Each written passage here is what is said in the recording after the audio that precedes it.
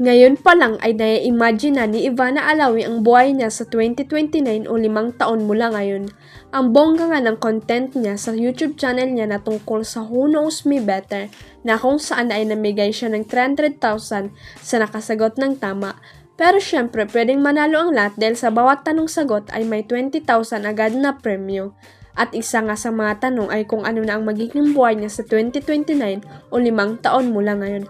Halos lahat sila ay pareho ang mga sagot na may asawa na at mga anak.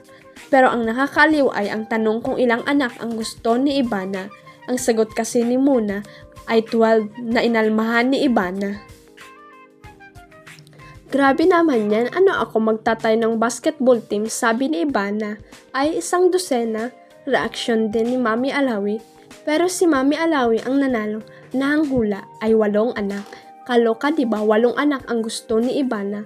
Yes, ang gusto ko talaga 5 girls and 3 boys, sabi pa ni Ivana. Pero gate din ni Mami Alawi, noon daw ay sinasabi rin ni Ivana na 12 ang anak na gusto niya.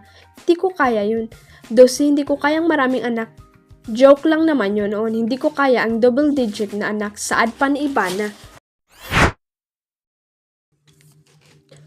Tumanggi si Krisa Ta na pag-usapan si Andrea Brillantes.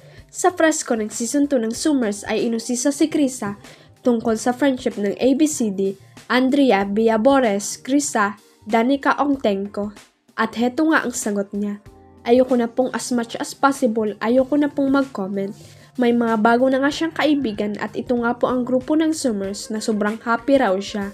At syempre, happy siya sa friendship nila ni Harvey Bautista. Nakalab team nga niya sa Summers. So, pwede na bang maging sila? Ay grabe naman, sabi ni Chris, biglaan naman ang tanong. Hahaha, reaksyon ni Harvey. So, hanggang saan o hanggang kailan sila magiging friends lang? Well, si hahaha, sagot ni Krisa. Anyway, masaya nga sina Chris sa Harvey na may mga nabuong fandom ang tandem nila, ang Chris V. Sobrang nagulat din kami since first time namin ni Harvey bumida sa series. As much as nag-expect kami, nandoon pa rin yung gulat na mamahalin pala ng tao yung ginawa namin together, saad ni Krisa.